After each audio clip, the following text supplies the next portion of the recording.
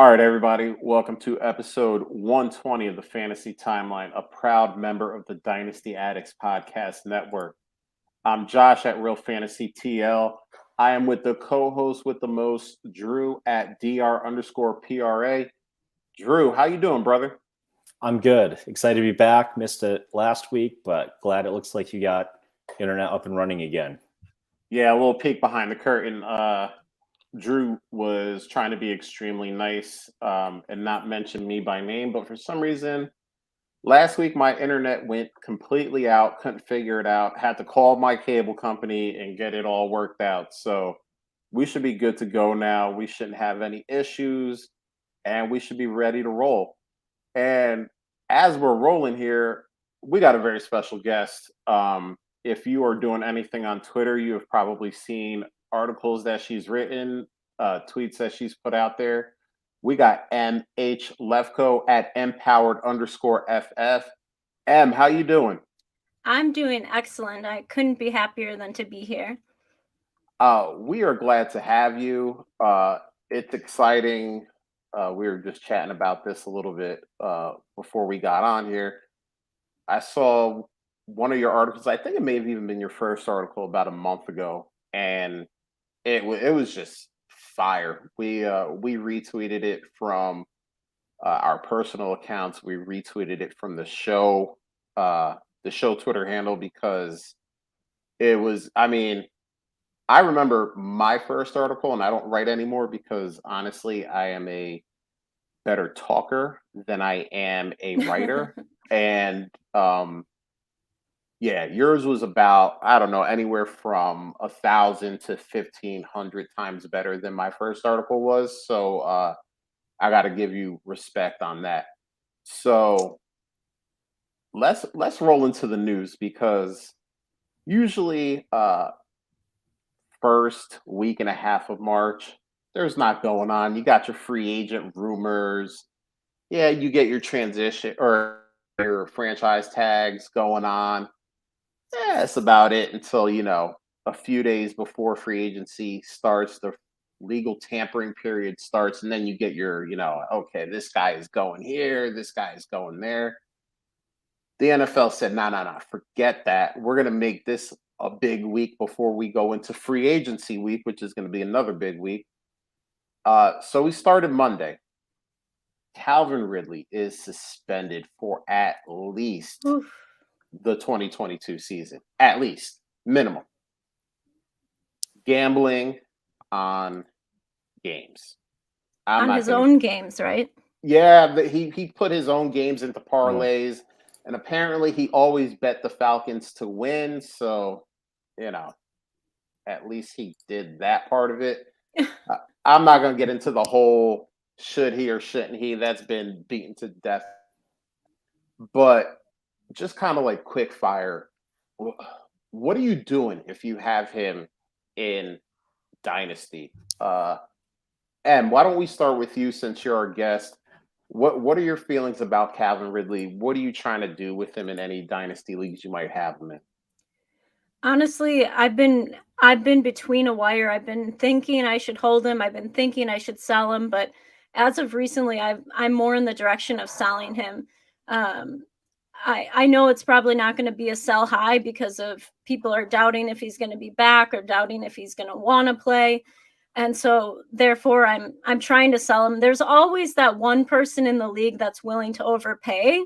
So I'm still prospecting the league and seeing who's going to overpay me for Ridley. But yeah, it's really disappointing news, and I was looking forward to him coming back this season, and I guess that's not happening. All right. So, M, since you're saying you are a seller, what are you looking for if you have Calvin Ridley and that guy or that gal in your league is saying, all right, you know what, I'm going to take the risk. What are you looking for in order to get that deal done? I'm looking for a first, definitely first pick, and then just any other player, really. I'm not being too choosy right now. Although I'm still holding out. I have gotten a few trade offers. I have put out a few trade offers, and people are I don't know, people aren't responding or they're not. It's like, why do you join a fantasy football team if you're not going to play all year round if it's dynasty? Just blows my mind. Listen, you and I think Drew will be with us on this one.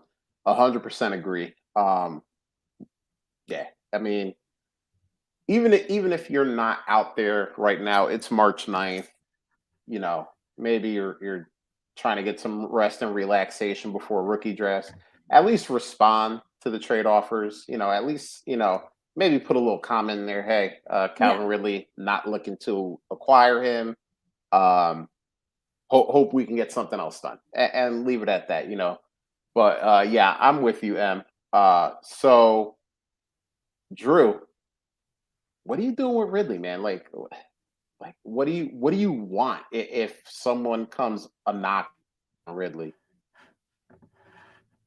You're on mute, brother. It's probably good because I don't know that I should have said that on the air of what I really want, but it's tough. I was able to move him a few weeks ago in a trade addicts league, actually, which felt good to get something back. But right now, based on some of the things that I'm seeing either on Twitter or in some of the Discord channels that I'm in, nobody's giving up more than a third for him that I've seen. And for the team, I have one team left with him, an orphan I took over really because he was a part of a really good wide receiver core there. So now I'm down to Jamar Chase and Stephon Diggs. But yeah, for that league, I think I'm holding. I picked up this orphan that actually had a really good run at the end of the year last year. I think it's probably dropping back into the middle of the pack now. So I'm fine losing the points this year. I'm going to try to move a couple of other guys, acquire some picks. It's a small Devy league, and I have the 4-16 this year. That's the only pick that I inherited. So okay. Not going to add a ton of youth at this point. If I could get, and even here in a 16-team league, if I could get into the second and get myself a top 30 pick, I'd probably consider it. But after that, I think I'll just take the gamble that he gets back in a year, after a full season. Hopefully that's the limit. But yeah, I'm really not sending a whole lot of offers out because I think at this moment, at least, a lot of people are just, Hot Sauce said it here. He's kryptonite right now. Nobody really wants anything to do with him unless it's just a super, super low value. I mean, I had somebody put a poll out today that I saw, seeing if we should have, I think it was Nico Collins or Calvin Ridley. Who do you want on your team right now? And Nico Collins got a lot more votes than I was expecting. As he should. I mean, look, I mean, first of all, Nico Collins was kind of a sleeper guy towards the end of last season that people were saying to pick up. So I Sure. get why Nico Collins is getting the love, especially now. But man, I'm not giving up more than like a third for Calvin Ridley. I mean, we're talking about he's going to be a year and a half out of football. Earliest time he can be reinstated. He's going to be what, 30? So 29. Now we're talking about that, and he's probably not going to be in Atlanta. Like, I'm sure there were rumblings that he didn't want to be there before this all happened, and I'm sure Atlanta is just going to want to cut bait after all of this with the gambling stuff going on. So he's probably going to be somewhere else. So we're talking about a guy who hasn't played in, 17 games, and then it was about 8 games last year. So we're talking about 25 straight regular season games on a new team, at that ugly 30-ish number that us dynasty folks disparage greatly. So, yeah, I mean... Yeah, I think my main hope is I saw some people put some parallels out there of like Josh Gordon, right? He's come back a couple times and been able to snag a little bit of value. Like Em said, you find that one or two folks that might want to take that gamble. That's what I'm hoping for. And, I've reconciled that the worst case scenario is he will leave the league. I will have to drop him, and it is what it is in 2 seasons. But I think that's that's what I'm holding out hope for is, maybe he gets reinstated at a year. People will maybe assume, great, he doesn't have as much, wear on his tread or on his tires and he can come back fresh. Hopefully he posts some good workout videos before he's reinstated or tries to come back. And, maybe at that point I'll get a second for him. There you go. So the wait and see game. All right. Like I said, we got to keep it moving because there is a ton of news. All right. So Aaron Rodgers, he is staying in Green Bay. He the makeup, the breakup, whatever you want to call it, he's back. He's going to be there. Listen, everything stays the same with him, right, guys? I don't know if there's any big change. I mean, he's going to be what he's been the last 5 seasons. He's going to be a really good quarterback for fantasy, and that's it. Do you have anything else to drop on Aaron Rodgers staying? I just don't know if you happen to see the cheese head behind me, but I am a diehard Packers fan, and I honestly am not very excited by the trade. I wasn't excited for a rebuild, but I was ready to have a different quarterback under center. I'm tired of him playing the hero at the end of every game where he just chucks it and prays. I'm tired of it, and I don't know why an MVP of his caliber can't close. He just can't seem to finish. So I'm not so happy of a Green Bay Packer fan. So listen, we all rep our fandom hard. Drew and I rep our fandom hard on here. Probably me harder than Drew because there it is. He's got some kind of Buffalo paraphernalia under that. It's a lifer T-shirt from 26 Shirts, cool charity that puts out custom shirts for local cancer patients and stuff. But you're gonna have to send me that later on, man. Been a Bills fan since the late 80s, but we definitely we go hard for our teams here. We had a bet last season that if the Bills won the Super Bowl, Drew would throw himself through a table. Unfortunately, 13 seconds of pain in this past playoff. Don't talk to me about not closing M. But that wasn't a Josh Allen issue. That was a defense and special teams issue. That was the reason for that. So, I mean, Drew, what do you think for fantasy? It's the same old with Aaron Rodgers. I mean, nothing really changes. Yeah, I mean, it keeps him ranked pretty highly for me for this season, for the next couple seasons. I mean, who knows if he actually rides out the contract or not. I don't see it happening. I think maybe 2 more seasons there. Adams got franchised, so he keeps his guys. So more of the same from those guys. Yep.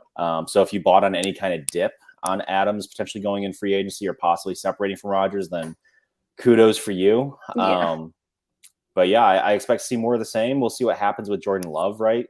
There's some whispers there that he might get moved because I don't think he's sticking around for 2 to 4 more years as the backup. I think it's kind of as you were. Yeah.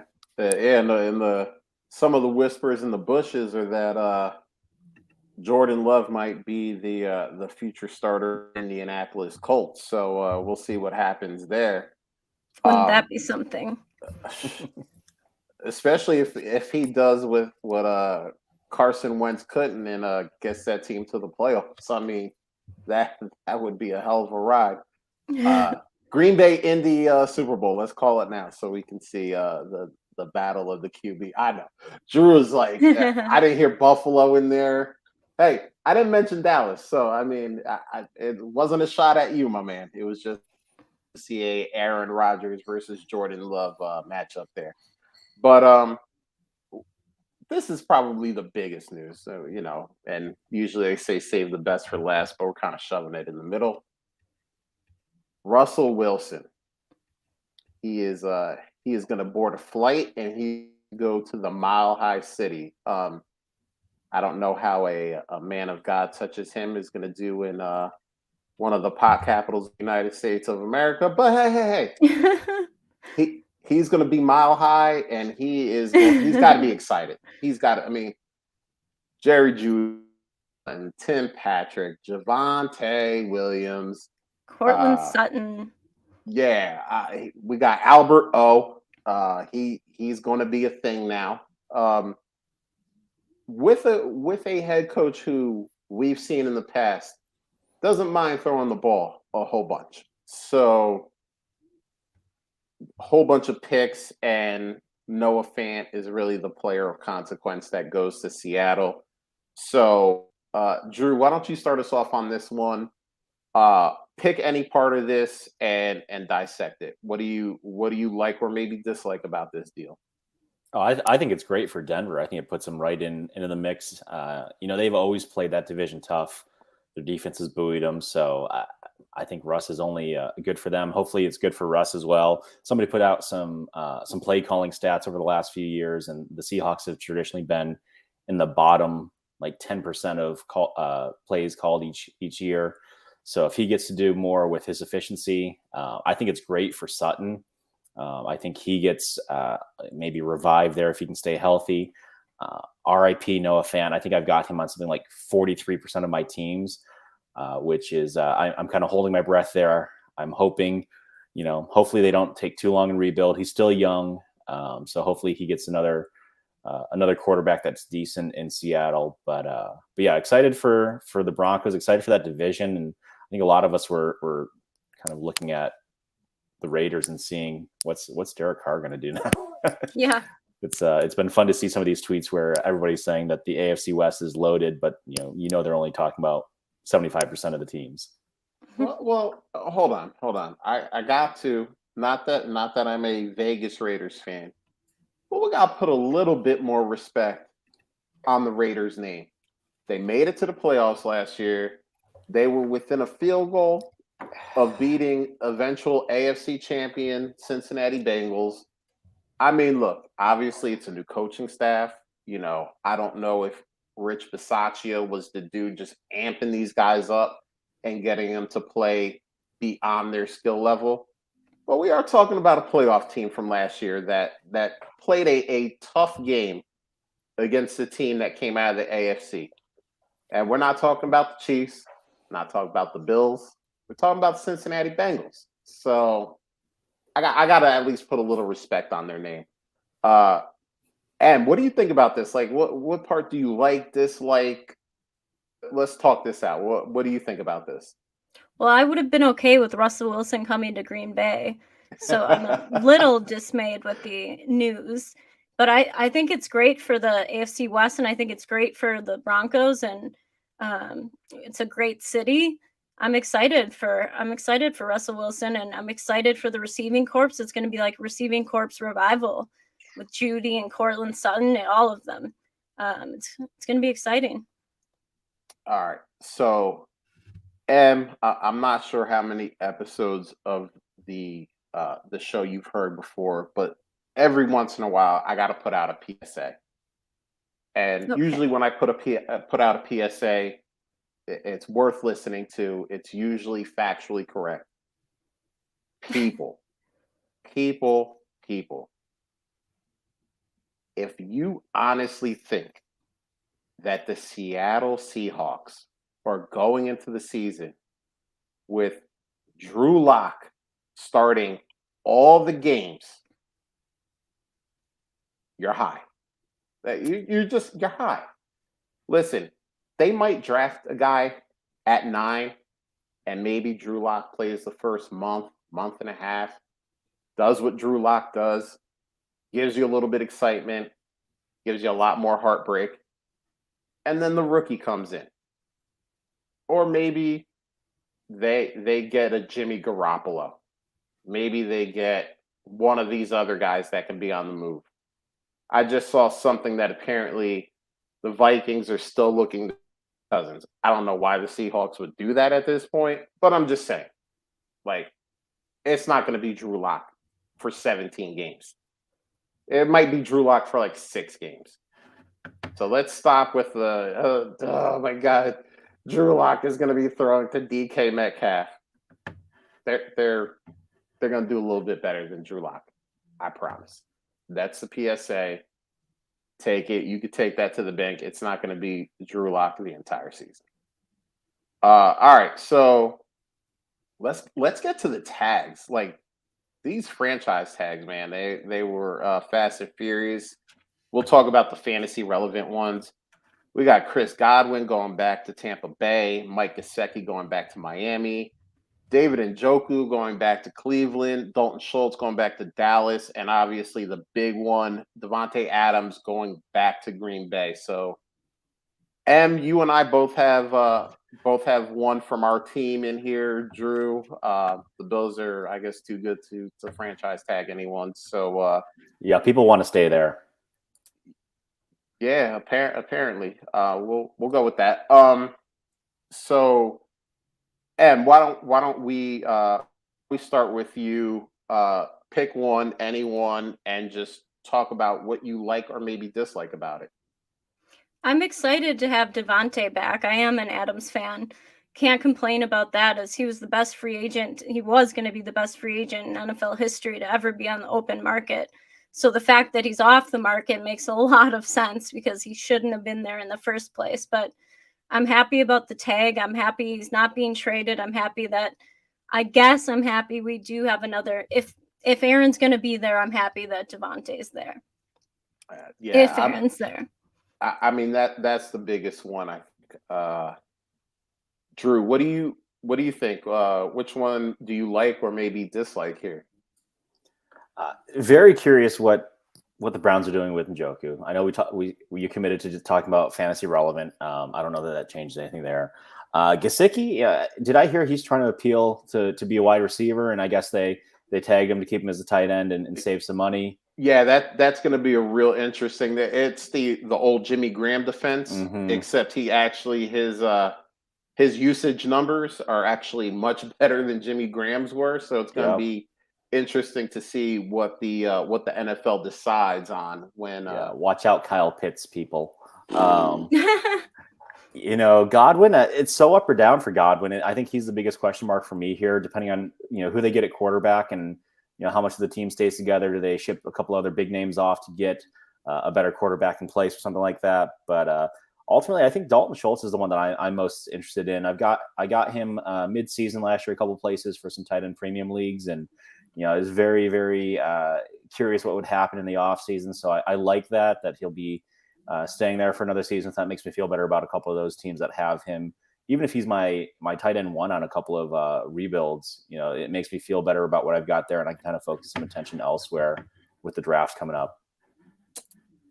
Yeah, so M was very excited about Devontae Adams, as she should be. I mean, he is the elite of the elite.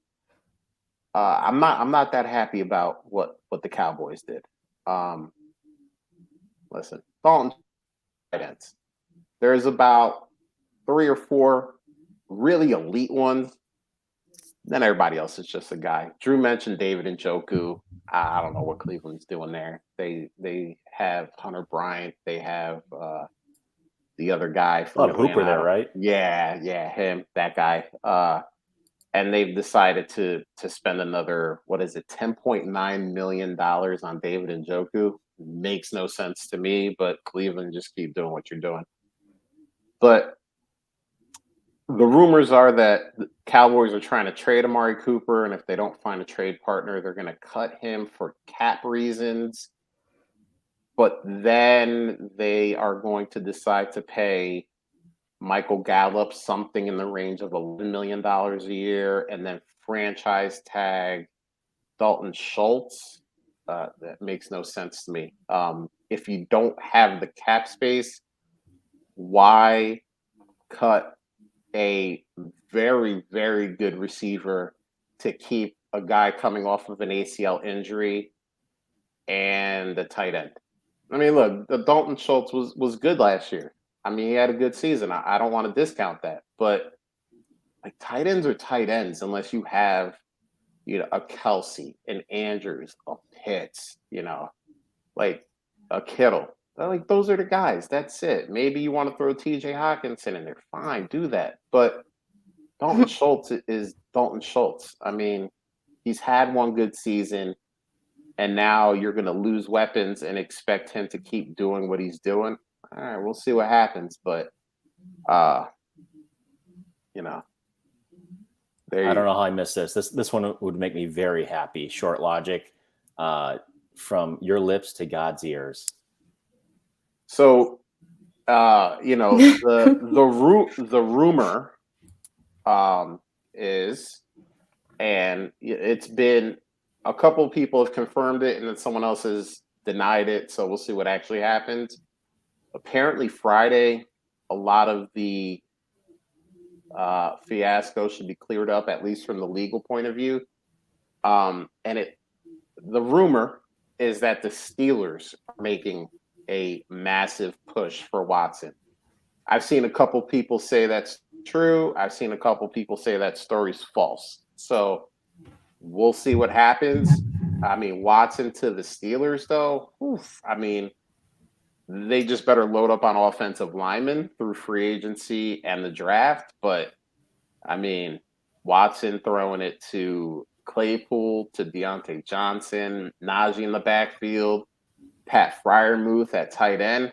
That's going to be a good team. Juju. If they pull it off. So we'll see what happens. Ridley Truther, our Philly friend here, saying grab Schultz in the 9th round of a 1.75 tight end premium a day before the tag. So happy. Sorry, Josh. I mean, listen, I hope it works out for all the Schultz owners out there. But, I mean, I think we're asking a lot from a guy that's had one good season and may end up losing the best receiver on that team and may not even have what they're going to 2022 right now. Second best receiver, Michael Gallup, will be coming off of an ACL injury. So, I mean, that's kind of where I'm coming at. But let's hit this question up. Wondering what our thoughts are. Push through with Rudolph, Mason Rudolph, a year in hopes that Watson plays 23. Well, I mean, really, the thing about this legal case is on Friday, if it works out in Deshaun Watson's favor, I'm sure there's going to be some league discipline, but I don't think it's going to be a full year suspension. Might be 6 games, might be 8 games. And at that point, yeah, I think they figure out between Mason Rudolph and Dwayne Haskins who the guy is for that time period, and then Watson is the guy after that. What do you guys think? Yeah, I expect him to play this year in some capacity. Maybe it's 6 games, 8 games. I mean, at this point, some of it's got to be time served already, right? So a lot of it comes down to what's really revealed this week. But I've been trading for and drafting him with the expectation that he plays a significant portion. So hopefully the rest of my teams are good enough to get to playoffs. And then I'm hoping I have a top 5 or 6 quarterback to pair with whoever else I've got.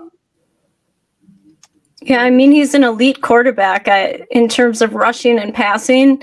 He finished QB4, QB5, and QB5 in fantasy scoring in his first full 3 seasons with the Texans. So I'm expecting a lot. I don't want to get into the implications of the legal issues or talk about that much because I have feelings on that, but that's not the place. But it'll be surprising to see if he does play the whole entire year. And we got to chat about that in the DMs because I'm with you 100%. I actually told a great friend of this show, Short Logic, to not get me started because I'll be here. I'll waste our entire hour and a half just on that tangent. So I'm stopping myself before we get started.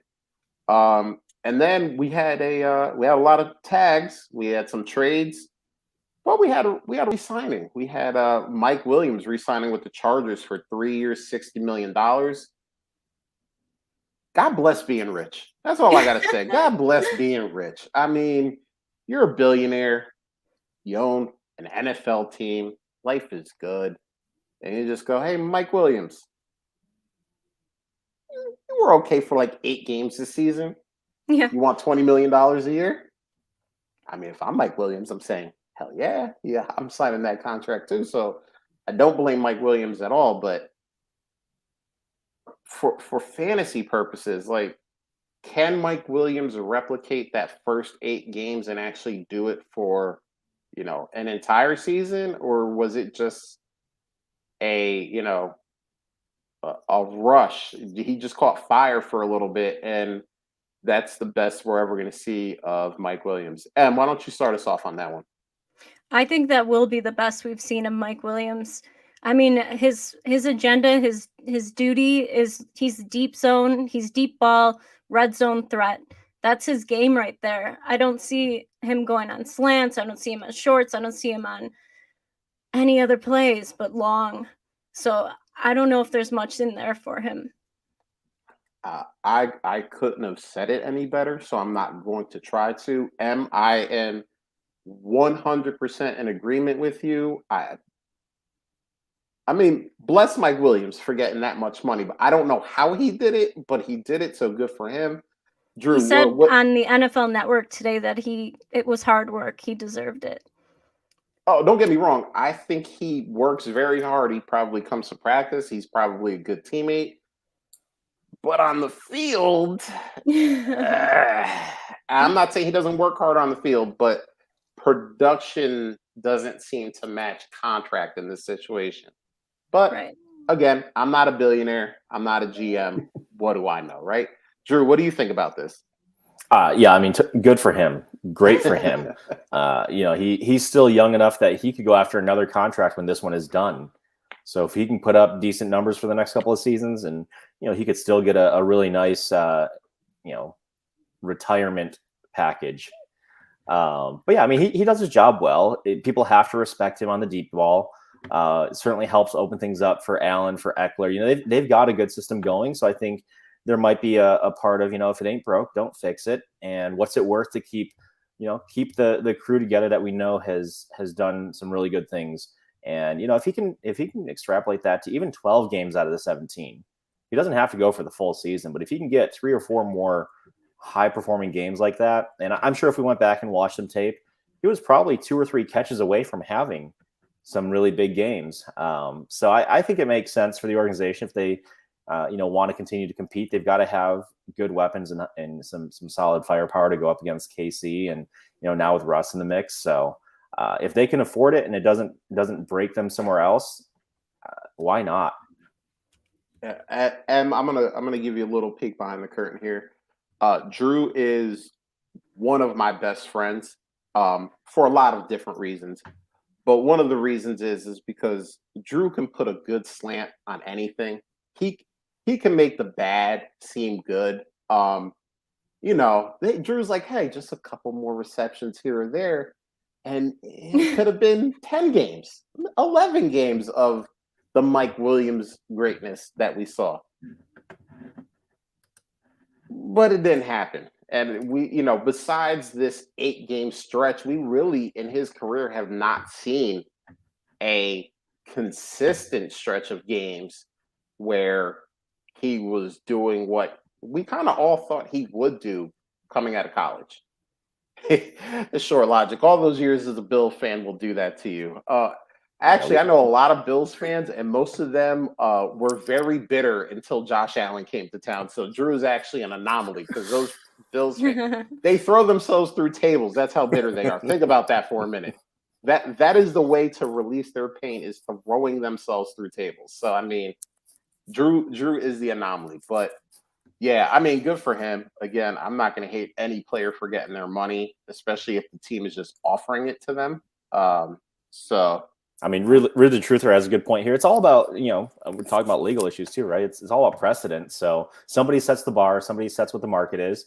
So yeah, if Corey Davis is going to go make almost $40 million coming off of, his 7th season or 6th season breakout with Tennessee, going to the Jets, why wouldn't Mike Williams? All right. So by that logic, then Juju should make about $30 million this year because he had like 2 really good seasons. He's had wide receiver 1 seasons. Heck yeah. Of production. That man should get, according to this logic, should get like 30, 35 million a year. So Juju, get you your money. Go get that bag. See how much LA, I'm talking about the Chargers here. See how much they got left in the bank, because apparently they're willing to just pay money out to these receivers. So that's a good one. And then today, I mean, this week has been great. I mean, we've had so much news this week. Carson is a Commander. Carson Wentz going back to the NFC East. My wife is an Eagles fan, so I said to her, "You ready for Carson Wentz to beat you guys twice a year?" As a joke. I don't want all the Philly people to come after me. I love Philly, even though I'm not an Eagles fan. But he's back in the NFC East after a 1 year vacation. He went to Indy. I was gonna say he got some sun, but Carson Wentz doesn't look like the type of guy that really does well in the sun. Um, He needed that dome life. Yeah. yeah. I mean, he's going to Washington, the land of broken guardrails and broken sewer pipes. Why don't you start us off? How do you like this for Carson? Maybe for Antonio Gibson, maybe for Terry McLaurin, et cetera.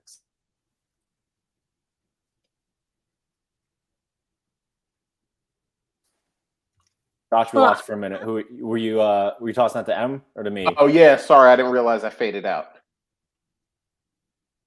Go for it, M. oh, well, I mean, he stayed healthy in 2021 and he finished QB 15, but Carson Wentz has never fulfilled the promise of his near MVP season in 2017. And now he seems destined to dwell in the QB2 zone, particularly with the team he's going to with the Commanders.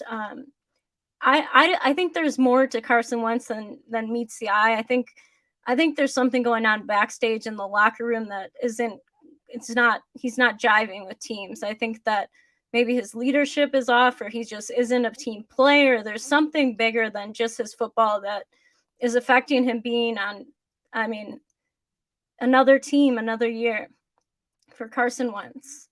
And I'm not excited about the change. I don't think it's going to do anything for my dynasty rankings. I think he'll still probably be QB 23 or something at best. And even in a 2 QB league, I'm not drafting him. All right, Drew, what about Carson the Commander here? Yeah, he's got to survive FedEx Field first and foremost. Uh, I saw a fun tweet. Speaking of the Eagles crew, somebody asked Eagles fans if they're excited to catch passes from Carson Wentz again. But yeah, I don't know. I also saw I forget who it was. Maybe it was John Bauer or somebody else put out that sadly he will likely be Terry McLaurin's best quarterback. This is like Allen Robinson 2.0, right? Having survived all of these terrible quarterbacks, and not all terrible, but just the rotation, not being able to gain any kind of rhythm. I mean, we all saw this last year, what kind of chemistry Chase and Burrow had, which seemed to carry over from even 2 seasons prior or three seasons ago in college. So much of that is so important for these teammates. So I'm cautiously optimistic for McLaurin that he at least stays relevant. I don't think his value drops tremendously or his production. So if people are starting to get scared because it is Carson Wentz and they have a similar view as you, M, is he's a low end QB2, then I'll buy the dip on McLaurin, especially if he's my wide receiver 2 or 3 or something like that. But as far as Wentz goes, I've got to think it only gets harder each new system you go into. There are very, very few people like a Brady or a Stafford or a Manning that are truly elite and can go in and not only physically do it, but then mentally do it as well. So yeah, I'm not thrilled. I don't know. I haven't really thought through what it means for Antonio Gibson or anything like that, but we'll see. But yeah, he's got to survive all of the bad juju that's going on in Washington. Yeah, it's crazy. Carson Wentz, number 2 pick in 2016, and he's going to be on his 3rd team in 3 years. That's crazy. Yeah, it made me sad when you talked about Carson Wentz being the best quarterback that Terry McLaurin has ever had. And I've already seen the jokes about how long until Taylor Heineke comes in and takes his job like like Jalen Hurts did. So that'll be interesting. I will say that Uh, Darius Leonard did say, um, did wish him good luck, did say he had a great time playing with them. So at least somebody on the other side of the ball kind of wished him well on his way out. But man, this is going to be interesting, man. Now the Colts have an opening. Uh, do the Colts get wild and try to get Watson, or are they looking more at a Jimmy Garoppolo, Jordan Love type Probably. type player, maybe a Jameis Winston in free agency to fill the void? It's gonna be interesting to see what Indy does, because they kind of are what we've been saying about Denver for the last couple of years. Just give them a good quarterback, and they can be a playoff team, and they can be a team that you don't want to mess with in the playoffs. So that's going to be very interesting to see. All right, so uh, 40 minutes. I knew the news was going to be long, and that's fine because there was a lot of it to go through. But now we're going to do what we do best. We're going to talk about what we saw on the timeline, and he's in the chat right now, and he asked us a question, so we're going to kind of go with it. With Wilson and Wentz news, what do you think the value of some of the remaining QBs on the market might be? Guys like Watson or Cousins or anyone else you think might be out there? I'll take this one first, and I'll start with Watson because, I mean, the Texans have to look at the Russ Wilson deal and be like, yeah, we're gonna need this on steroids. Watson is young. We've seen Watson carry a bad team, and he also has a no trade clause. So he's not going to just any scrub team that can rustle up some picks and throw a couple players Houston's way. They're gonna have to come hard and be a talented team. So I mean, whenever the Watson trade happens, whether it's Friday, whether it's a week from now, whether it's the day before the draft, someone is going to have to give Houston a ransom. It's gonna probably make the Russ Wilson deal look silly, and he's kind of the last kind of crown jewel that's out there. He's it. If you don't get Watson, like I spoke about earlier, you're looking at Jimmy G. You're looking at Jordan Love. Maybe even I've heard some people say that um, Gardner Minshew could be on the move. So that's kind of the class of quarterback you're talking about once Watson finds a new home. So yeah, he is the belle of the ball right now, and until he's moved, he will continue to be that. Uh, and which quarterback are you kind of looking at through all of this mess and trying to see what happens? I'm looking at Kirk Cousins. I think that he's a consistent super flex value. He's reliable and dependent. I think he's a perfect asset for any super flex team looking for an affordable depth, or better assets at their positions in a startup. I mean, there's only been two quarterbacks with 6 consecutive top 15 seasons this last 6 years. The one other one being who we're hearing about in the news, Russell Wilson and Kirk Cousins. He has good production and he's reliable. Looking at draft boards for 2022, I'm thinking in a 2 QB 12 team startup, he would likely be pick 13, around 13.06 with an ADP of 122.9. Wilson has scored only like 39, 40 more points than fantasy points per season than Cousins. So like if you break that down over 16 weeks, that's only like 2.45% more, 2.45 more points per week. So if you're selecting Russell Wilson at pick 50, it means that you're passing over a high-end RB2, a wide receiver 1, or a top 5 like tight end pick. But again, that's someone that stays on the field, provides valuable points weekly, and allows you to find better value at other positions. Not to mention, he has outscored Baker Mayfield, who's 3.5 rounds earlier. He's outscored him every year. So I'm high up on Kirk Cousins, especially in a 2 QB league. And I want to put this up here real quick. Tell us how you feel about Deontay Johnson while we're at it. Yeah.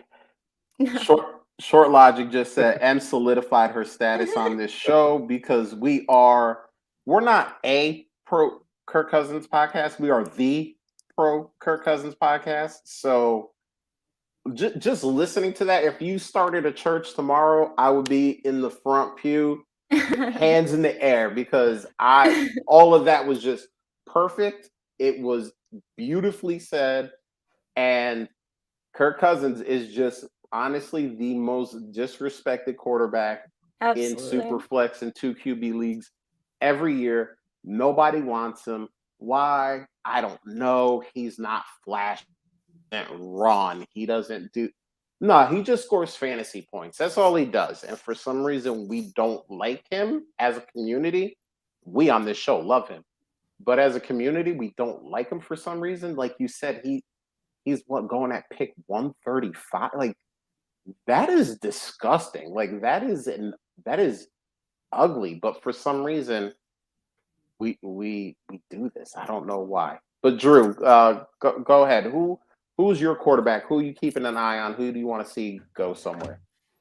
Selfishly, I've got Jimmy G on a few teams, either that I inherited or that somehow he ended up being a value somewhere, which he's certainly not as productive as Kirk Cousins has been, but I think he also suffers from some underrating from the community, whether it's from the missed games or, I know he's had some of his Carson Wentz moments where he just like, what the hell was that? But I think for the right system with a coach and a team that'll work with him, I think he could, he could help a team make a deep run. So I'd love to see him go somewhere. If Indy picks him up, I think Reich would be a good match for him there. Having a solid run game. I'm not opposed to Seattle if they can get a running game, shore up the line a little bit, because Jimmy G on the run is not pretty. But I do love the idea of Noah Fant catching 3-yard shallow crosses or quick outs from Jimmy G, and then all those yards after the catch, like what Jimmy G's used to playing in his last system. So, but all that to say, you know what? He may not even move. We haven't seen anything yet. It's hard to believe that Trey Lance isn't going to be the guy this year. But yeah, I think Jimmy G, I'm watching to see where he goes. I've had some people try to get Jimmy G for me cheap, like a mid or late second, something like that, which I'm holding at this point, especially since they're all super flex leagues. I'm hanging on to that value. But once he goes somewhere else, if I can get into the late first or something for him, I think I'll certainly go younger and try the shiny new toy now that we're in rookie draft season. But yeah, I'm curious to see where Jimmy goes. RIP your mentions after you said that Jimmy G might stay in San Francisco. All the Trey Lance lovers are going to come after you. So good luck. I pray for you and your mentions after you said that. All right, let's hit this next one here from Saquon Barkley Burner at Burner_Saquon. Should I trade Jonathan Taylor for Herbert?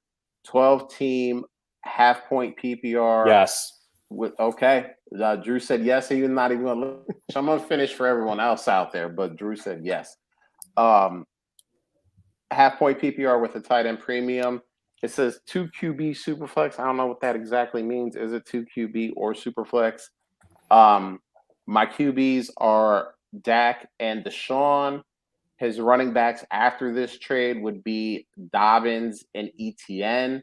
He also has 2 picks in this upcoming rookie draft. I don't know where they are. Was it mentioned? No, he has the second pick in the upcoming draft. Oh, he has the second pick. Yeah. So, all right. So, really, this trade is: would you rather have Dak, Deshaun, and Herbert with Dobbins and Breece Hall, or would you rather have Dak and Deshaun with Jonathan Taylor, Dobbins, and maybe have like Malik Willis as your QB3? So that's the real question.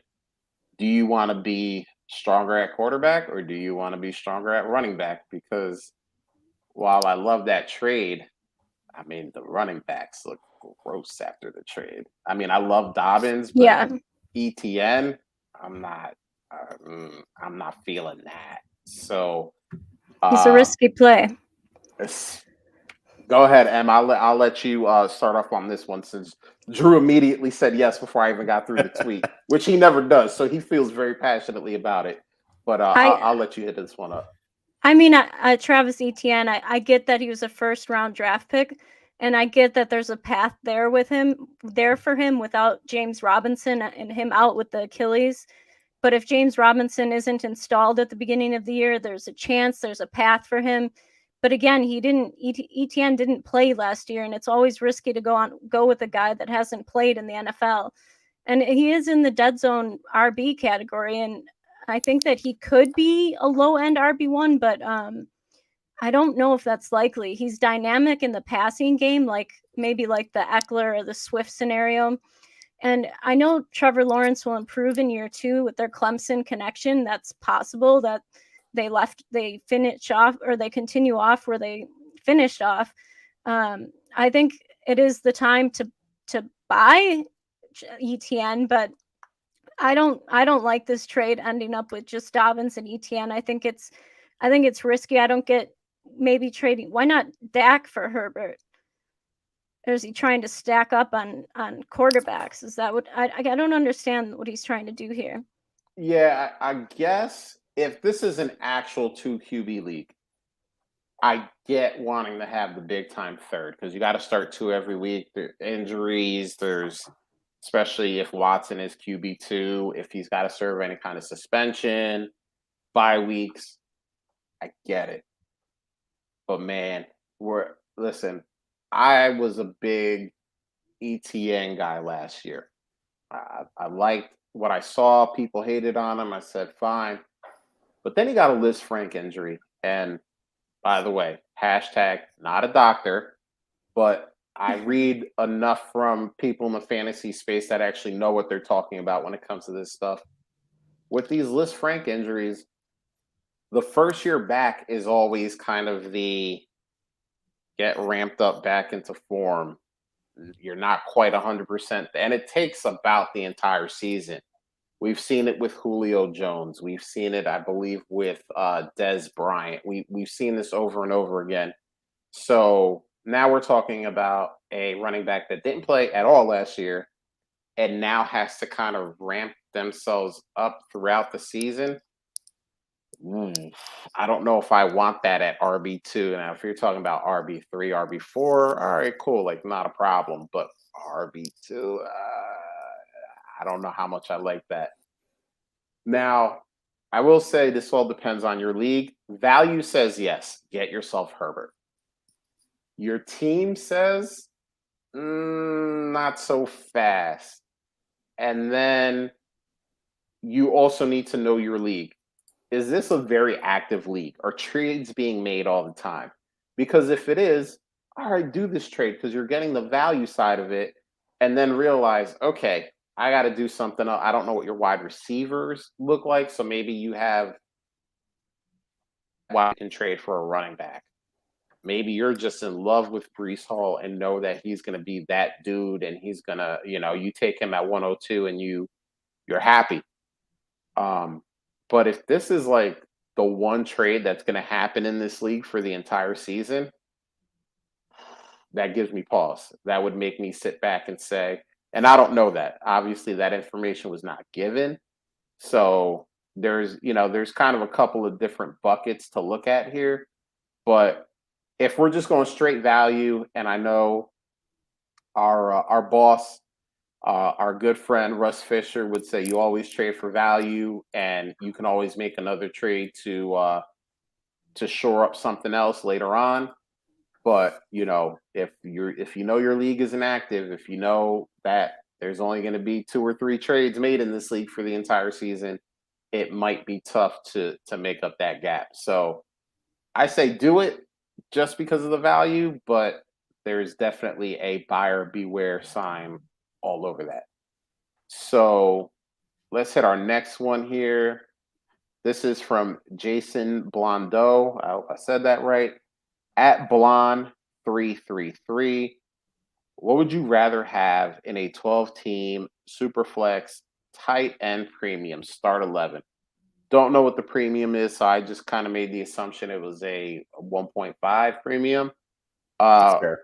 Lance, the 104 this year, and Dallas Goddard, or Patrick Mahomes, the big dog, the big fish, a guy that's probably going to go still 101 in Superflex drafts about 50%, 60% of the time. He shouldn't, but The QB2. he probably will. Um, QB2. Yeah. so Drew, why don't you start us off on this one? Do you like that Lance package, or do you like Patrick Mahomes all by himself? My first question is, who's your other quarterback, or what does your quarterback room look like? If Lance is going to be your hopeful QB1 because you've got Derek Carr, you've got Cousins, you've got somebody else that's typically on that borderline or a QB2.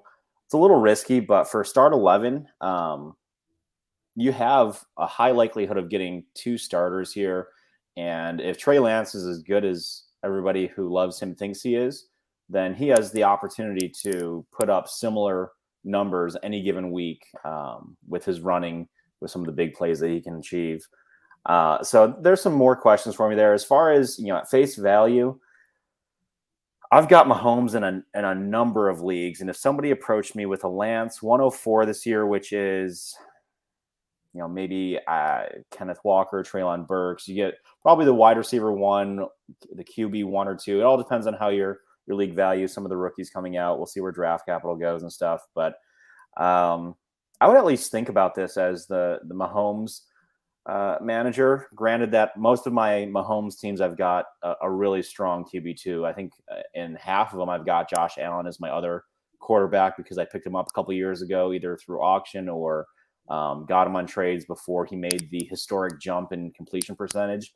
I know in our OG league, I think I've got Rodgers as my QB2 there. So I would take the risk on Lance in that case. But if it's Mahomes and I'm, stacked to other positions, but my QB 2 and 3 situation is pretty weak, I'd probably still want, the known asset in Mahomes. But it's very, very team dependent for me. All Couldn't right, have and said what it do you? better. I couldn't have said it better. That's where I stand. So Way to yeah, go, Drew. You took it all my words from me. So we'll see you next week too, right, Em? It sounds like Yeah, exactly. Hey, if you want me here, I'll be there. Well, now we gotta work a way to get M back on for another show, but that'll be after the fact.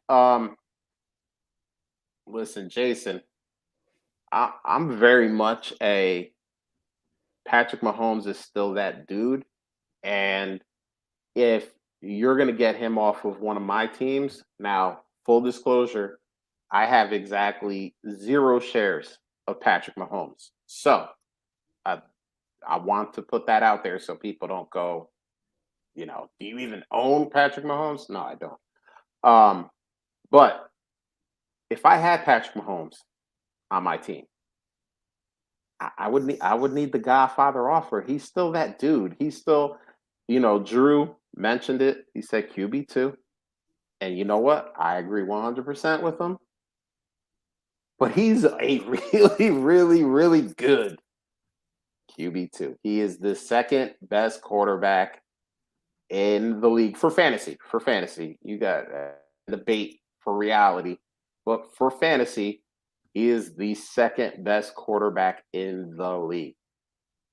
It's going to take more for me. Trey Lance, listen, upside to the moon, but he's started 1 game in 17 last year.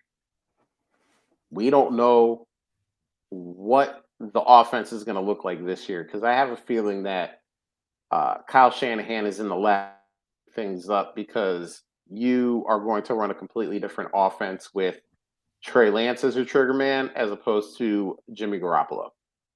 Yeah. The 104. Listen, we've all been saying it. Is the 104 going to get you a good player? Probably. But this is a weaker draft class. So the 104 doesn't have the same impact that, let's say, the 104 last year had, or the probable 104 in 2023. So we got to take that into account. And then Dallas Goddard. How many times have we said past what? The top 6 tight ends for fantasy? It doesn't really matter who you have. Now, if you think Dallas Goddard is going to be a consistent top 6 guy for the next 3 years, all right, cool, snag him. He's going to give you a positional advantage a lot of weeks.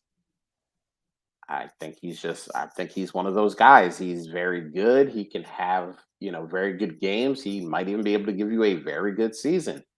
But he is in that mass of 7 through 17, which are all pretty much the same guy. So this isn't the type of offer that I would, hit accept on. It's a good starting point. I think a counter is due, say, So okay, Josh, if this is Justin Fields instead of Trey Lance, everything else the same, does that move the needle for you? nah, man, we're still talking about potential. We're talking about really 3 potential pieces. Justin Fields / Trey Lance could potentially be a top 5 guy. The 104 could potentially be a good player. Dallas Goddard could potentially be a top 6 tight end. We're dealing with 3 potential pieces, and I know it's a start 11, so it's depth. Mhm. I get it. But I need something solid. I need something that I know I can rely on. So if this is Kittle instead of Goddard, Now we're talking. We're having a conversation, but we're not there yet because Drew, you're right. We don't know what the rest of the quarterback room looks like for this team. So if QB2 is, let's say, Dak Prescott, okay, we're having a conversation. If QB2 is, it's a much different kind. And I know I didn't mean to disrespect your love, Drew, but Tua, much different conversation than Dak. So you went there. listen, I mean, you think he's better than Trevor Lawrence, so that's on you, man. That's not on me. But yeah, I mean, it's a totally different conversation. So, but just looking at it on its face, I'm with Mahomes the whole way. What about going the other way? All right, so this is from Steve Dennis. What about going the other way? If I wanted to turn Lance into a QB2 plus, what kind of package would you be looking for? This is interesting because I think you need to identify the probably at least 2, probably more like 3 or 4 guys in your league that love Trey Lance, that are just like, they know he's going to be the next Lamar. Like, that's what they're talking about. And then at that plus, I mean, QB2 is a tough one because M so eloquently mentioned it earlier. Everyone thinks about Kirk Cousins as a QB2. His points say otherwise, but everyone thinks of him as a QB2. So, like, Lance could turn into, like, Kirk Cousins, a 1 and like a high 2 or something like that. I would think minimum. And if someone really loves Lance, you could probably turn it into Kirk Cousins and 2 1s. I mean, it all depends on how deep the love is for Lance. I mean, listen, I thought Lance coming out last year was literally could have ended up being the second best quarterback to come out of this class above Justin Fields. He had that potential. But it's potential. That's what we're talking about right now. Potential. So yeah, get yourself like a Kirk Cousins. Like, do that, and then get a bunch of pieces on top of that, or a couple pieces on top of that, to turn Lance into, especially because this was a start 11. Do that. What do you think, Em? I'm on the same page as you fellas. I'm thinking more so that it's obvious Trey Lance was a bit of a disappointment. We didn't see as much of him as we wanted to, and there's not a lot of tape out there to evaluate him.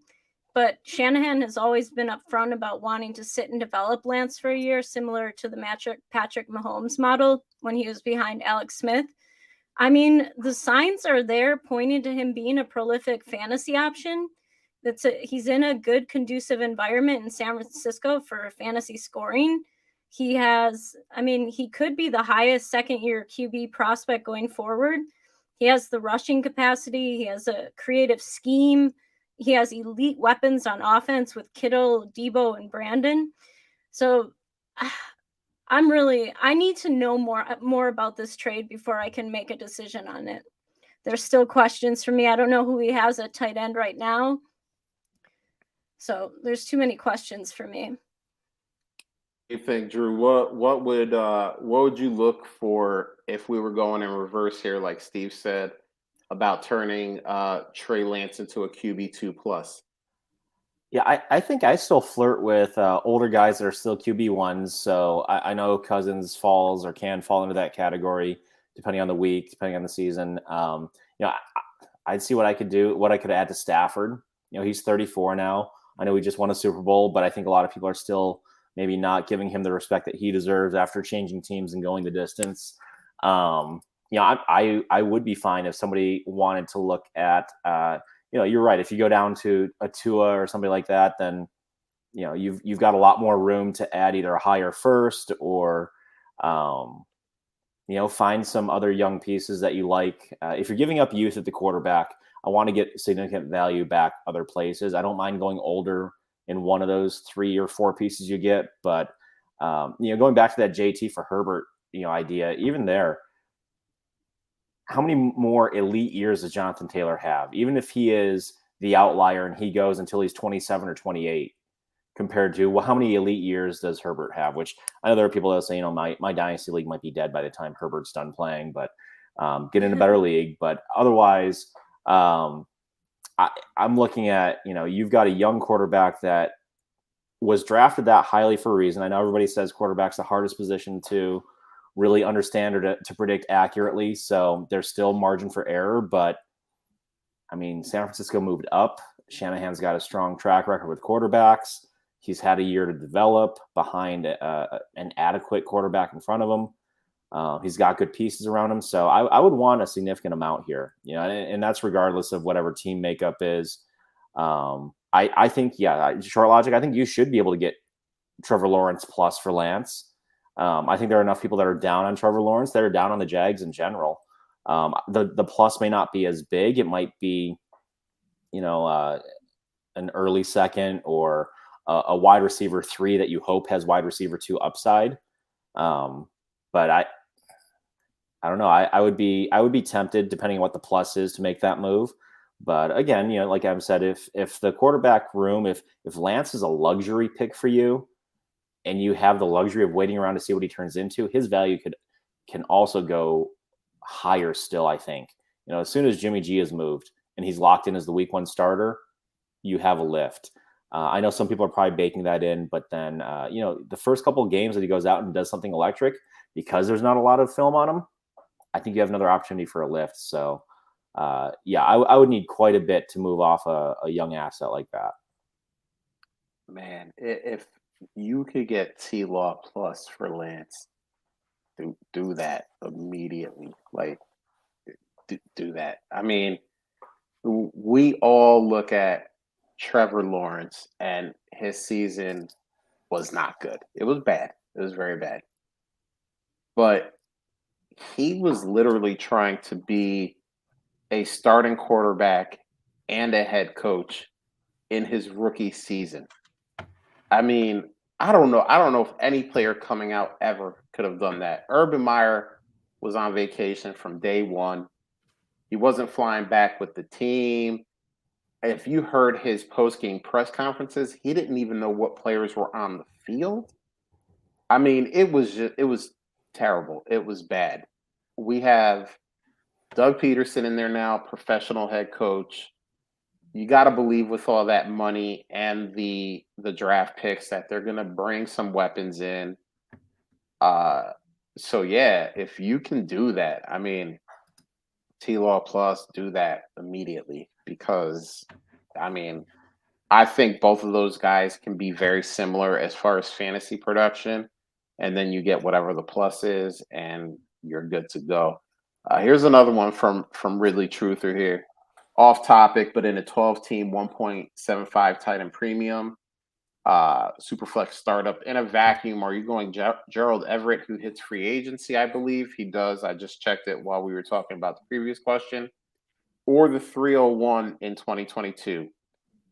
Drafting our spots for rookie draft if we want. Meh. Like, do whatever makes you happy. If you're a big Gerald Everett fan, do that. If you're a big rookie pick fan, do that. I mean, we don't know where Gerald Everett's going to end up, and honestly, has Gerald Everett ever really done anything? So we can't expect, him being on his. He'll be another one, third team in 3 years probably, unless he resigns in Seattle. Trade out and get a 23 second if you can. Yeah, I mean, and then the 301, we're talking about this class kind of maybe dropping off a cliff after like 107, 108. 30, by the time we get to 301, I mean, good luck at that point. Like Drew said, you're hoping to trade that 301 to somebody who has the fever for a 2023 second or something like that. So, yeah, I'm just like meh. What do you think, Em? I don't have much to say on this.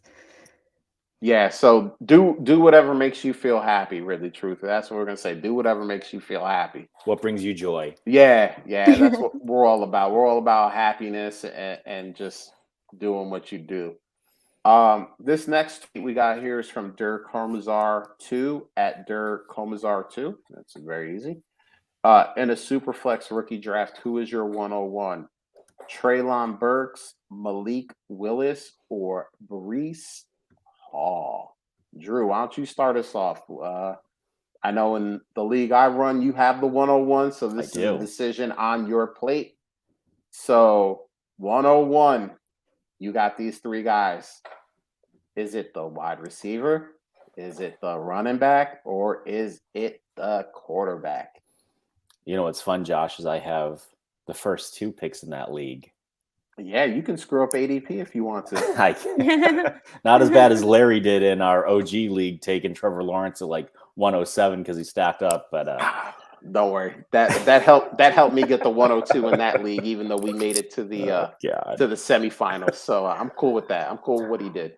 I think in most Superflex leagues, I think you're going to take Malik Willis. You're going to take the quarterback. You're going to take the upside, take the athleticism, especially if he lands in a decent situation with, top half of the first round.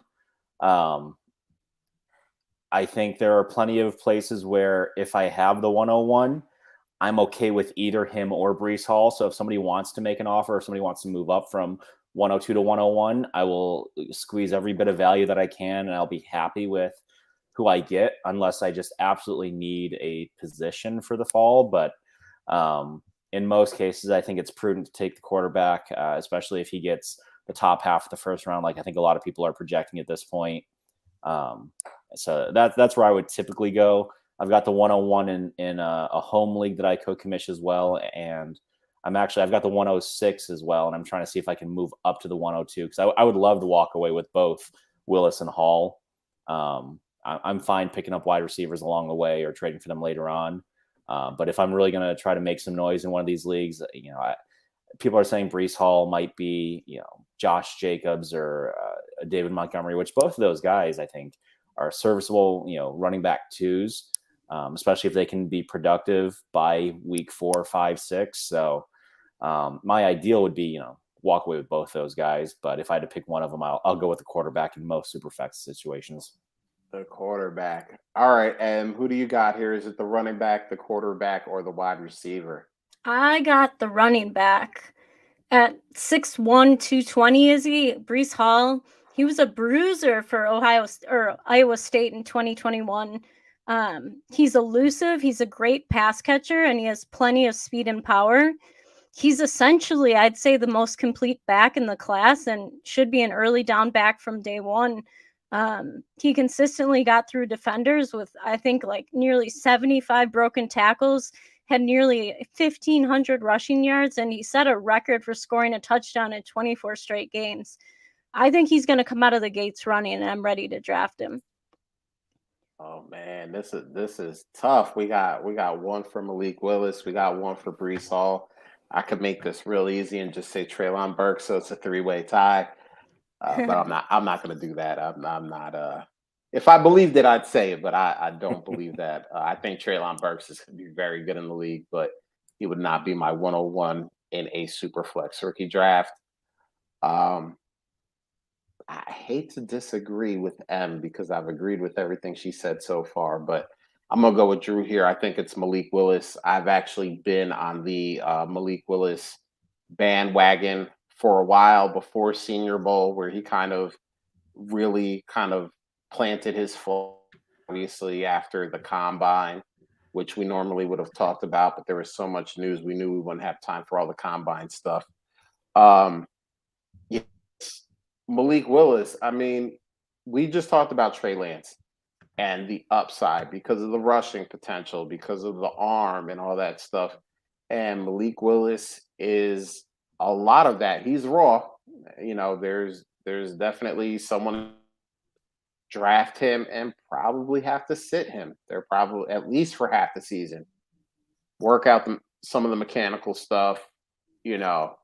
But guy was I believe it was a 4-star recruit by Auburn. Uh, then he left and went to Liberty and really kind of lit it up. I hear the knocks on him that he couldn't perform again in the big games, but I mean, who else from Liberty is getting drafted? Like, answer that question.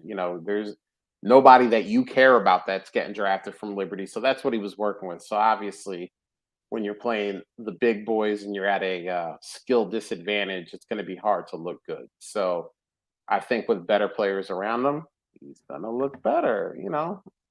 So yeah, for me in a super flex, it's Malik Willis. But that's a little bit biased on my part because I have loved him for a very long time, and I'm glad that people are starting to catch up to my love affair with Malik Willis. So uh, there you go. I think we got time for one more. And this is an interesting one. This is one I really want to talk to you guys about and get into because it's an interesting one. So we got Alfredo Brown at Alfredo Brown GM. I'm not really into the buy sell in dynasty football this time of year, but Allen Robinson is looking like a value, and this is interesting because it all depends on what you think Allen Robinson is. Is he the dude he's always been and just had one bad season with the circus that was the Chicago Bears? Or is he washed? Is he a dude that can't do it anymore? So personally, this is a big, like, where does he land in free agency?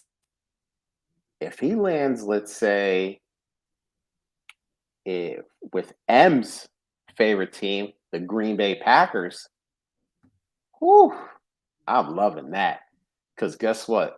Nobody's going to care about Allen Robinson while Devontae Adams is on the field, while A.J. Dillon is on the field, while Aaron Jones is on the field. They're not going to care about Allen Robinson. You just don't have enough defensive players to care.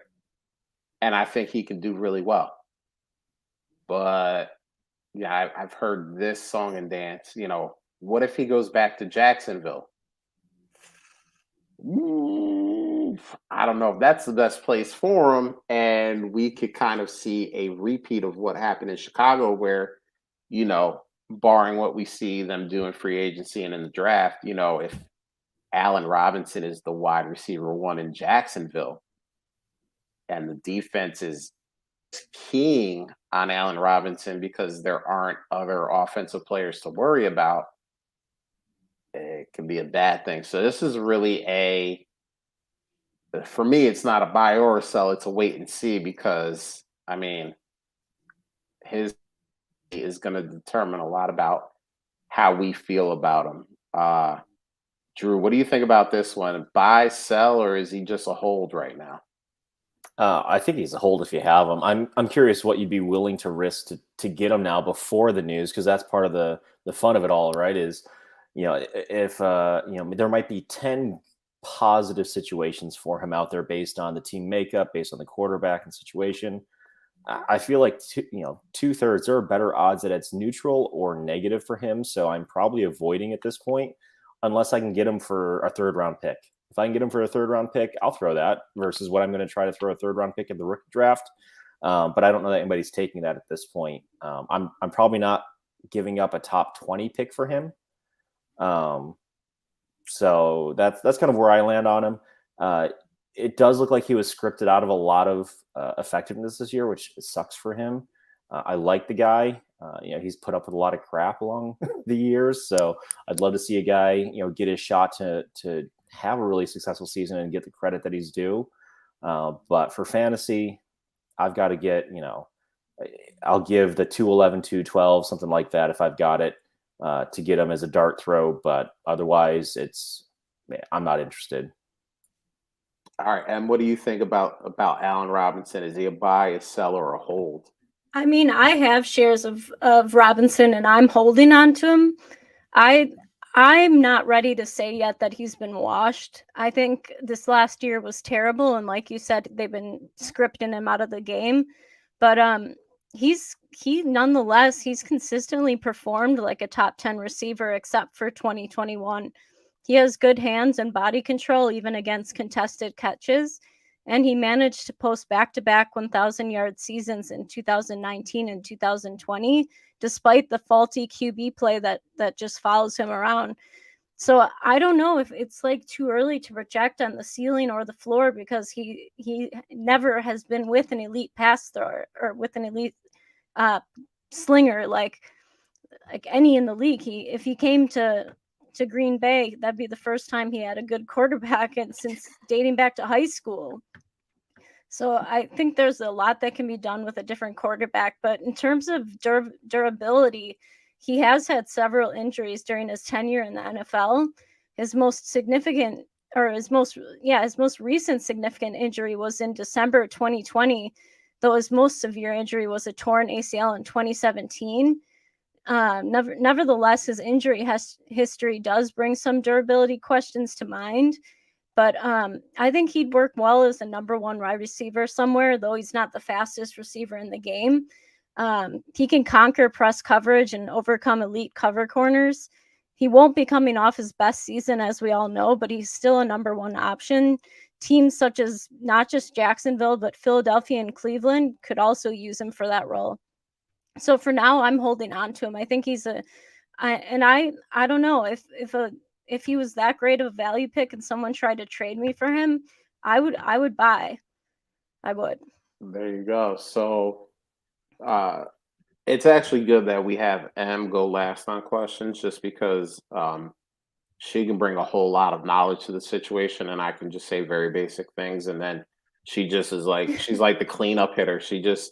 I get on base and then she just smacks it out of the park, and it's just multi-run home runs all the time.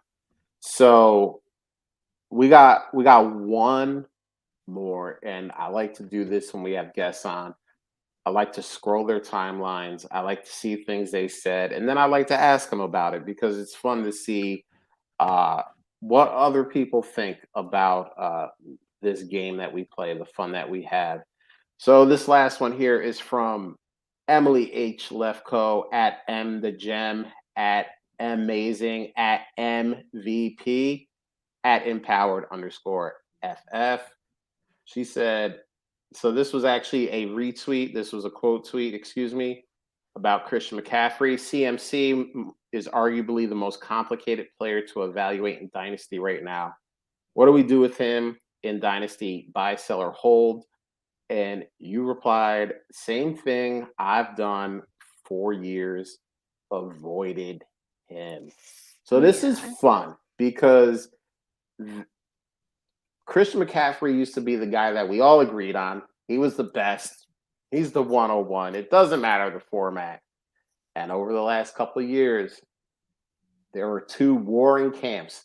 we got the CMC is still that dude camp, and we got the CMC ain't it no more camp. So, M, you have avoided him for years. So tell us a little bit more about that. Why have you avoided him? What are you seeing out there that is leading you to avoid him? Well, he's had 2 consecutive seasons where he's played a total of 10 games. 10 games, that's it. And one of the most alarming factors, probably for me about Christian McCaffrey is his recent injury history, is how many different issues there have been. Generally, when a player misses this many games over a short period of time, it's one specific area that continues to give them trouble. But that has not been the case for Christian McCaffrey. It's been ankle, hamstring, shoulder, thigh injuries. And the lifespan of running backs in the NFL is so short, but hopefully this isn't the case for him here. It would be extreme if his body had already broken down after just 3 full seasons of NFL service. He'll try to bounce back in 2022, but I'm going to have nothing to do with him on my roster, and it's just how I've continued to play. But it's notable, over his first 3 seasons, he totaled over 4,300 yards. He had over 40 touchdowns and 225 receptions, something like that. He was dominating the game in a way that we had never seen in recent times. So maybe he still has it, maybe he doesn't, but I'm just afraid that his body is already breaking down and I won't have anything to do with it. All right, Drew, is she right? Is she Yes. wrong? Yes. Yes, she's right, I'm Yes. assuming. Yes, 100%. Yes, she's wrong. No, I mean, to pay what you've had to pay to get that 10 games of production, which again, hindsight's 2020, right? But ultimately, I am so uninterested in CMC. For any orphans that I've taken over in the last couple of years that I've had him, I have immediately looked for a trade partner and probably sold at a loss at whatever the current value was at a time. But, and again, it's all stuff that's so far out of our control. But I think with what we've seen in the last couple of years, name another running back or two that's come back to top 5 form after this type of injury sequence. So, I think this is, for me, another reason why I'm not interested. If I've got some contending teams where people are trying to send Derrick Henry my way, and I'm not having it unless, again, that value is just so clearly in my favor for that trade. So yeah, I 100% agree with Em on this one. I would avoid him if you have him. I would, you have only so many windows available to you to get decent value back. So I would encourage folks get the value that you can. And if you're wrong on this one, on an aging running back with a lot of wear and tear and injury history recently, you know what? That's tough. But I think the odds are most of us will be better off if we can get decent value for him. Yeah, I agree too. And here's the thing, Drew, you mentioned hindsight being 2020. My issue is that we kind of knew that there was a high probability of this happening, and here's the reason why. I don't look at a lot of things when it comes to running backs, but the one thing that I do look at is how much they're being used.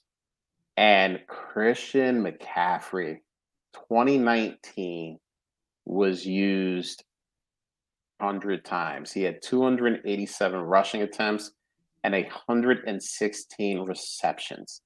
When we were highest on Christian McCaffrey, we always talked about the fact that he was out on like 98% of snaps. So not only is he receiving, not only is he rushing, he's pass blocking. He's running out for routes, even though he may not even be targeted. There's all of this stuff. Returning punts. And this is the same thing we've kind of been saying. Drew, you also mentioned it, Derrick Henry. All right, Derrick Henry. He's built different, as the saying goes. He is not human. He's an alien. So Tennessee just loads him up on touches every year. The dam will always break at some point. And once it breaks, it's very hard to put it back together. We saw with Todd Gurley was another guy, a bunch of touches. And obviously he had arthritic knees, he had all kinds of other stuff, but you only have a certain amount of touches in the NFL. You get hit that many times, eventually it's going to catch up to you. We've kind of seen the same thing with Zeke. You know, yeah, he's playing through stuff, but he's obviously not the guy he used to be. It's because of the massive amount of touches that these guys are getting. So, yeah, for like Christian McCaffrey, like, I hear the argument. Well, he gets 30 touches or he gets 30 points a game. Well, yeah, he gets 30 points a game because he has like 25 touches a game. He has 30 touches a game. And that I think is the reason why he has also been dealing with injuries the past 2 seasons. Because yeah, when he's out there, the Panthers go, oh, yeah, you're back to 30 touches a game. Make it happen. I mean, last year he had 136 touches, and he played what, like, how many games did he play? 6? Something 5, like that. 6. Yeah, it Yeah. wasn't a lot. And he had 136 touches. Like, so obviously when he's out there, they don't care. They're going to use him. Short logic. Better a year early than a year late. Exactly. Drew, I think he nailed it on the head. Get what you can get and get out. Because if he's on one of your teams, if you pick up an orphan that he's on, because I mean, look, could he turn around and play 16 out of 17 games and have 30 points a game? Sure, anything's possible. But the touches, they always catch up to you. It doesn't matter who you are. Even caught up with AP, even though AP is like 38 and still getting signed to teams, but like they eventually always catch up. So I'm with you, Em. I am in full avoidance. I'm proud to say that I have 0 shares of that player as well. So I don't have to worry about these things when I see CMC in a trade offer. I say thank you, but no thank you. I don't need that on my team. And I move along with my day because I'll be happy for 6 games and then I'll be very, very upset for 11. So Right. I like to try to get guys on my team that will make me more happy than upset. It's kind of my rule that I play by. So Good um, rule to live by. I try. I'm not always successful, but I try. So Em, I want to thank you for coming on. This was so much fun. Really appreciate all of your insight. Before we wrap this up, tell everybody who you are, where they can find you, and what you're up to. Well, I'm up to a lot these days. I'm doing a lot of writing. I write for Dynasty Six Pack, I write for Dynasty Nerds, and I write for Club Fantasy, FFL, which is Women of Fantasy Football. And I'm also on a lot of podcasts lately. So you can catch me for the next like 4 to 5 nights in a row. I'm going to be on podcasts. So look for me. I'll be there. I'll be here. And my scene, I'm going to blow up. Dude, that's why I love getting people on before they hit the roof, because that way I can say later on, they were on our show before, they were out there doing big things with big people. I knew them before they were famous. No. And by the way, all of those articles, you can find that all at em powered _FF. Y'all should follow, because every article that she puts out is fire. She had a great one about free agent wide receivers, and your top 3 were either franchise or signed an extension or signed a new contract.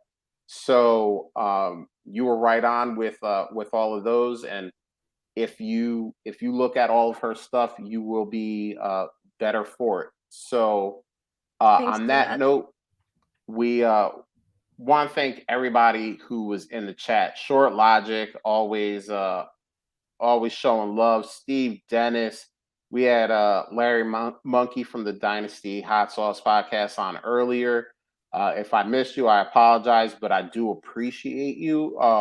When the chat is lit, it's so much more fun. We get to kind of think on our feet. We get to really give kind of our honest answers because we don't have the show sheet in front of us helping us out. If you did come by, make sure you are sure you hit the bell. Make sure you hit subscribe. That network. We got all of our stuff out here. We're going to be doing some more things over the next month, which are going to be fun. We'll be talking about that soon. And if you're listening to us in podcast form, thank you very much. It's an hour and 35 minutes into this thing. You could literally be doing anything else, and you've decided to listen to myself and two very intelligent people talking about fantasy. So we all appreciate that. Remember, if you're doing the podcast thing, hit subscribe if you just clicked on us just to see what we were all about. We'd appreciate it, and then do a rate and review because there's some algorithm that I know nothing about. That apparently, if we do those things, we can be seen by more people, and that is the whole point of this endeavor. So, Drew, on that note, we are out here.